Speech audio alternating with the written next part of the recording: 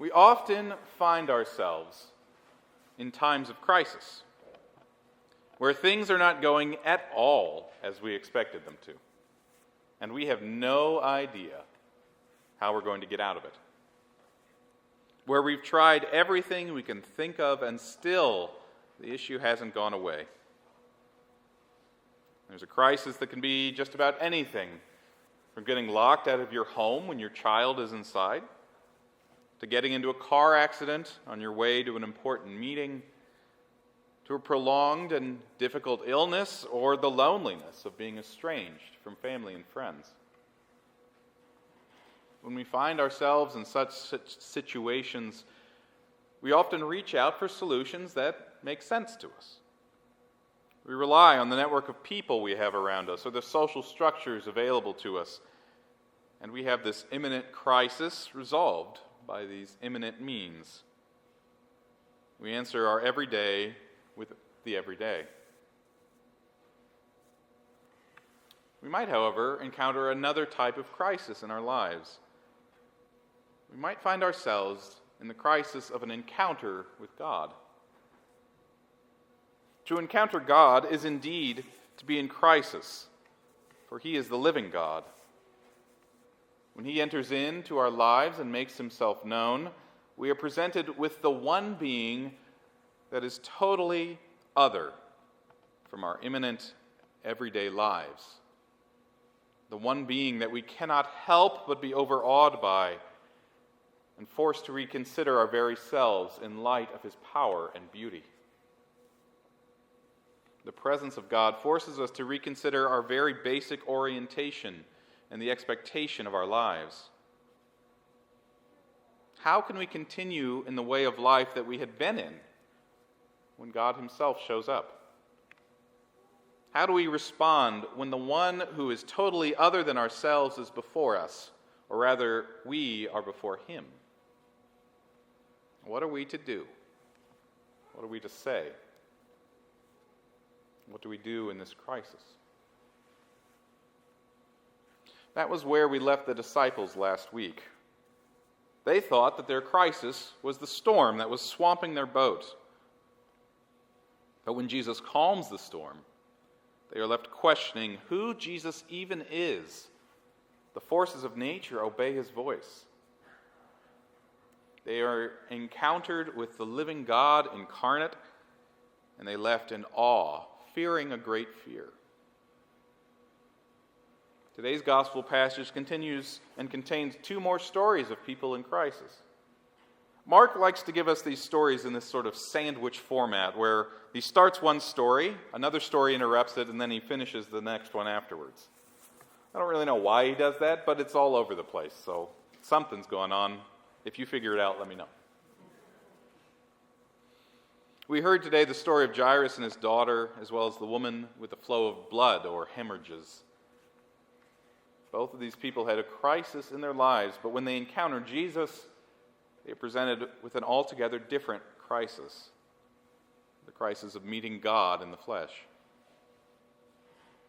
And so Jairus' crisis is about his daughter, who is sick to the point of death, and he comes and pleads with Jesus to come to his house that he might resolve this crisis and heal his daughter. He needs a solution, and he thinks that Jesus might be it. He has, after all, gained quite the reputation as a miracle worker and healer. So here indeed, Jairus thinks, is what he needs to resolve this crisis, that he might get on with his life as father and his local religious leader. And Jesus does indeed come to help with Jairus and come to his home. But on the way then, we get this second story in the middle. At this point, anywhere Jesus goes, there's of course a crowd of people following him. And this time is no different. But in the crowd is a woman who is in her own crisis. She has an illness. Mark describes it as hemorrhages. Some translations call it this flow of blood. Whatever the case, she has been struggling with it for 12 years and has spent all her money on doctors who only made the problem worse, as if healthcare has advanced that far recently. She needs a solution, to this crisis. And through her town that very day, here comes walking Jesus in the middle of the crowd. So she sneaks up behind him, knowing that even the smallest touch of his robe will bring about healing, as it has to so many others. She'll be able to get her physical, everyday crisis resolved, and she won't even have to bother the man. She'll just sneak up and touch him. And sure enough, that simple touch of faith does indeed heal her of this 12-year illness. But she is not able to sneak away as she thought she was going to, because Jesus stops the crowd, having felt healing power leave him, and he tries to find the one who has acted with such faith. Yes, the woman's physical crisis is resolved, but now she's facing this different crisis. Jesus wants to meet her.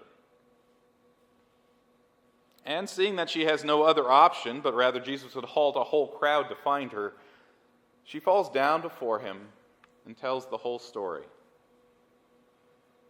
No doubt she was probably terrified about what he might say. What if he took away the gift of healing? What if he demanded that she give him something in payment for this healing? A crisis of physical health has led to a crisis of divine encounter. But all of her fears are put to rest when Jesus commends her faith and sends her away in peace. She confesses the whole story to him, and he asks nothing of her. Her faith has made her well.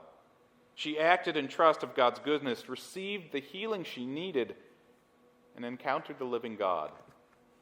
And she leaves our story changed. Mark then turns back to Jairus, who has just learned that his daughter has died. His companions tell him, don't bother Jesus anymore. He can't do that. The healer is not needed when someone is already dead.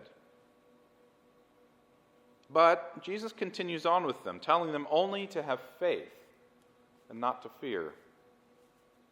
And when he gets there and enters the house, he's met with the mourners who chide him because clearly he doesn't know when a girl is dead or alive. But he pays them no mind and goes into the room with just a few others. And with just a command, he brings this little girl back to life, leaving her parents and Peter, James, and John overcome with amazement. Who can raise the dead to life but God alone? Who can command breath to enter a girl's lungs besides the living God of Israel? What are they to do in the presence of this person who continues to do these things that only God can do? The crisis of God's presence is not so easily resolved. It often calls into question much of what we hold close as important to our lives. Last week, I challenged us all to take some time to write out our witness to God's mercy and love in our lives, what he has been up to throughout our history. And I hope you found some time to do so, and if not, you'll hopefully find some time in the coming days. But I wanted to share then part of my own witness to God's presence in my life. It's just this sort of crisis of God's presence, of what I had to do, or what I thought I might do, in light of God breaking in to my life. When I was in high school, my church would send the youth group to a summer conference called Christ in Youth, CIY. It was something like church camp on steroids. Usually it was held at college campuses, but there were fewer zip lines and swimming pools and more like dorms and hanging out and such. People found girlfriends and boyfriends and, all that. That was not me. I was there for God. More like I was too shy to talk to anybody. So this particular year, I think it was junior year, I'd gone with many things concerning my heart. I had concern for my friends. I had concern for the sins I was struggling with. I had concerns for my future as high school was coming to a close. And these were all these little crises that I thought needed help. things I thought that would get all worked out in this week-long retreat. But then I encountered a different crisis.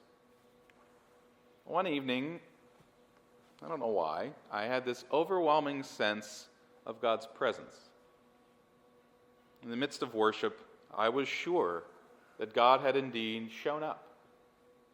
And he was somehow here with all of us there in that auditorium. And that presence, that experience of worship threw my life askew. I had grown up learning many things about God. I knew my books of the Bible in order.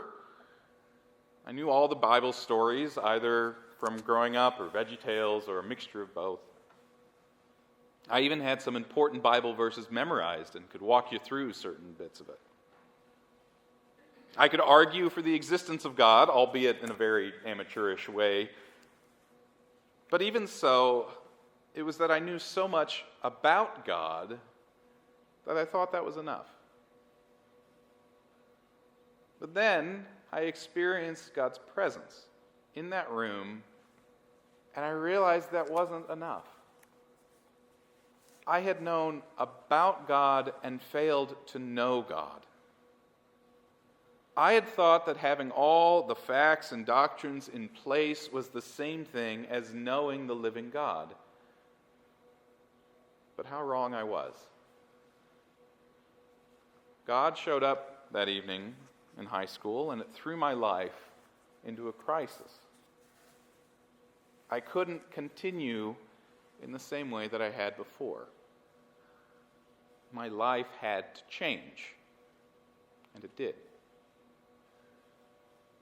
Because that is what the crisis of God's presence is about. It is about our lives being changed. It is about the one true, faithful, loving, wise, and good God showing up and laying us bare so that he can work in us his good and perfect will. The crisis of God's presence is to present to us that we are not the center of the universe. And that is a very good thing. The crisis of God's presence is to show us who we are and to show us who God is, the foundation of our lives and the good and faithful one who will work in us more blessing than we can ask or imagine. Amen.